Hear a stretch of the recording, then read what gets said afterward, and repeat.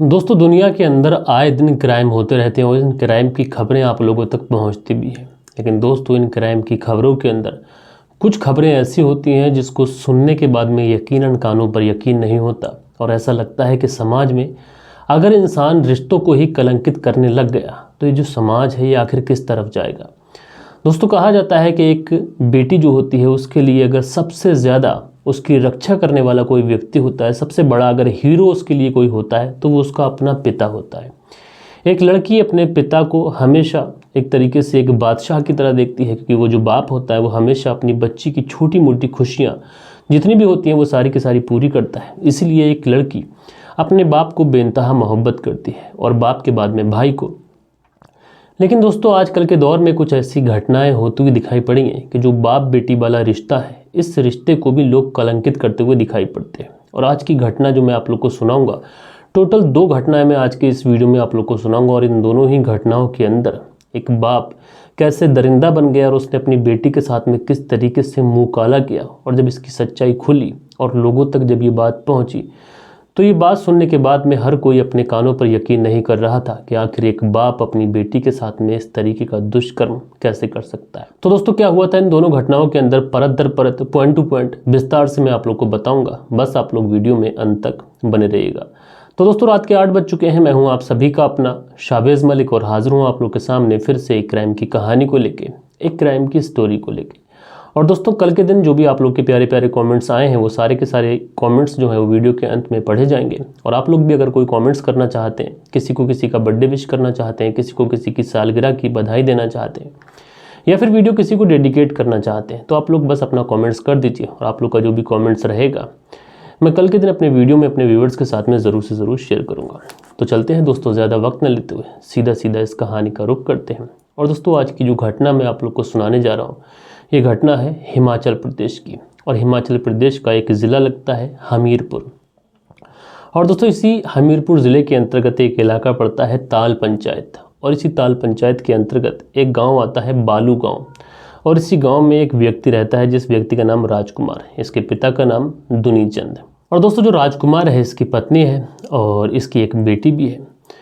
इसकी जो बेटी है और इसकी जो पत्नी है, अपने एक तरीके से जो बेटी अपने पिता के साथ में बड़ी खुशहाल ज़िंदगी बिता रही थी। और साथ में जो पत्नी होती है उसको भी अपने पति से कोई शिकायत नहीं होती है, सब कुछ ठीक चलता है। पति काम करता है, मेहनत मजदूरी करता है, जो भी करता है, लेकिन घर परिवार का जो खर्चा है बड़ी अच्छे से चलता है, किसी भी तरीके की कोई परेशानी नहीं है। बेटी जो कि 17 से 18 साल आसपास उसकी उम्र है। और उसके बाद में ये जो बेटी थी एक दिन अपनी माँ से एक बात कहती है। और अपनी माँ से ये जो कहती है उसे सुनने के बाद में जो माँ थी उसके तो पांव तले से ज़मीन खिसक जाती है। दरअसल ये बेटी अपनी माँ से कहती है कि माँ, जब भी तुम घर पे नहीं होती या बाहर कहीं जाती हो उसी समय पिता जो है वो मुझे पकड़ लेते हैं और मेरे साथ में इस तरीके का काम करते हैं। माँ जो थी जब बेटी के मुँह से इस तरीके की बात सुनती है वो तो पहले कुछ समझ नहीं पाती है कि ये जो बेटी है आखिर क्या कह रही है। उसके बाद में अपनी बेटी को एक तरीके से बिठाती है, उसे समझाती है, पुचकारती है और उससे फिर से पूछती है कि बेटी तुम जो कह रही हो क्या ये सच है। तो बेटी बताती है, माँ बिल्कुल सही कह रही हूँ, जब तुम घर पे नहीं होती हो उसी समय जो पिताजी हैं ये मुझे पकड़ लेते हैं और मेरे साथ में मुँह काला करते हैं और मेरे साथ में लगातार ये पिछले कुछ समय से दुष्कर्म करते चले आ रहे हैं। अब जैसे ही माँ ये बात सुनती है तुरंत अपनी बेटी को लेती है और सदर महिला पुलिस थाने में पहुँचती है।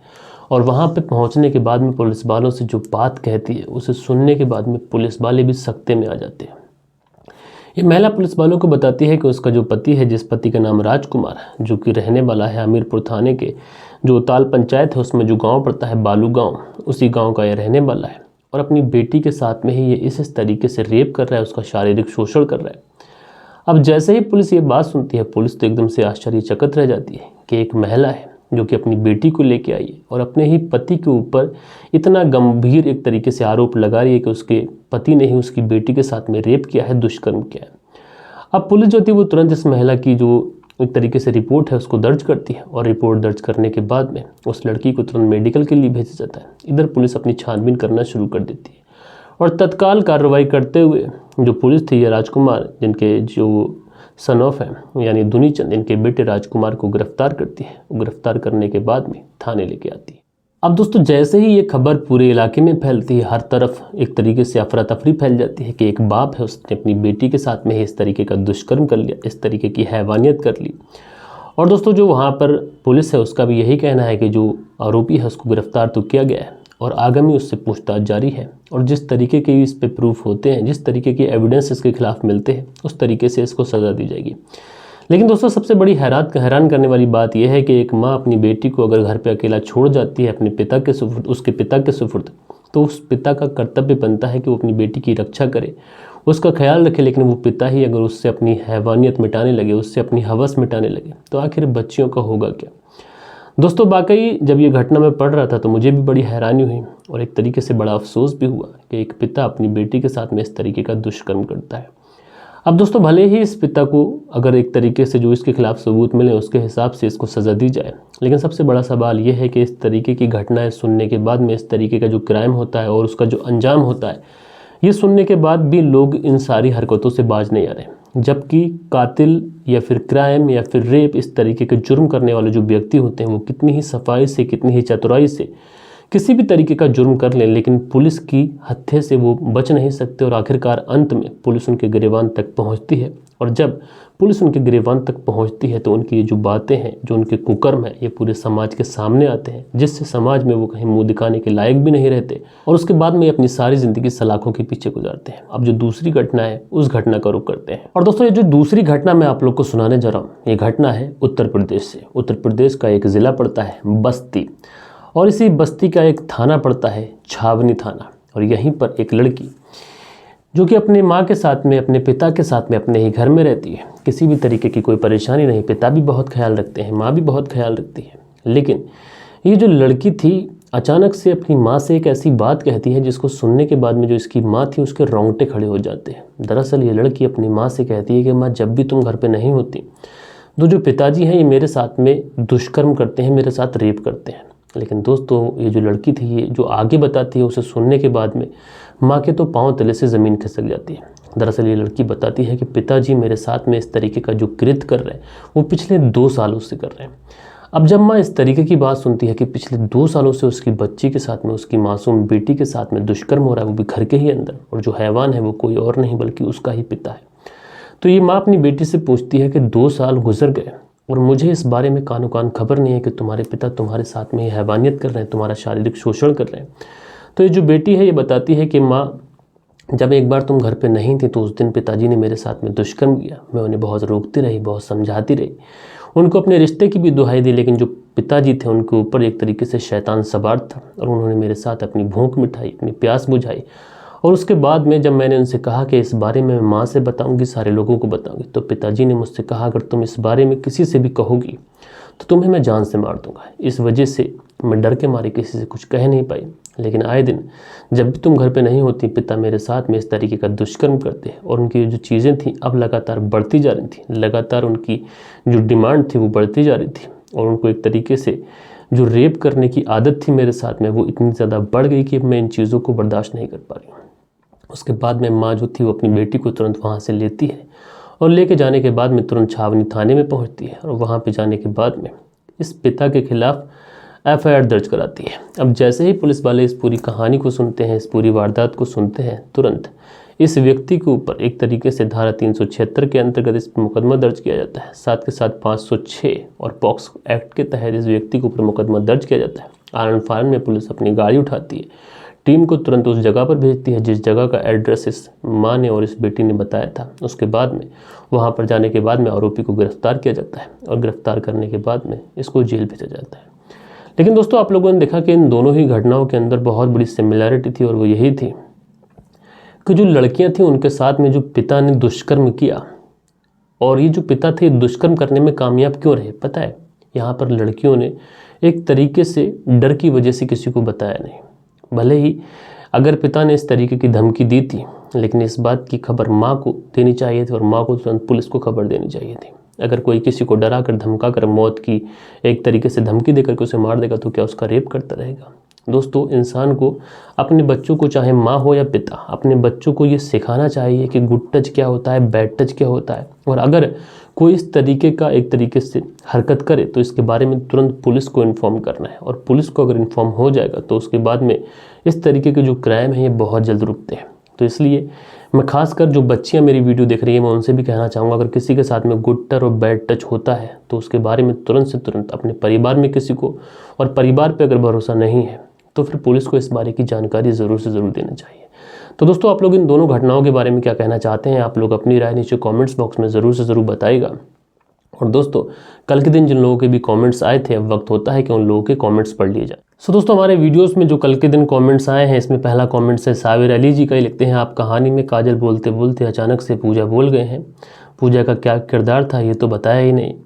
तो साबिर अली जी, बाई मिस्टेक मेरे मुंह से पूजा निकल गया था, लेकिन एक ही जगह निकला था, उसके लिए मैं आप सबसे माफ़ी चाहता हूँ।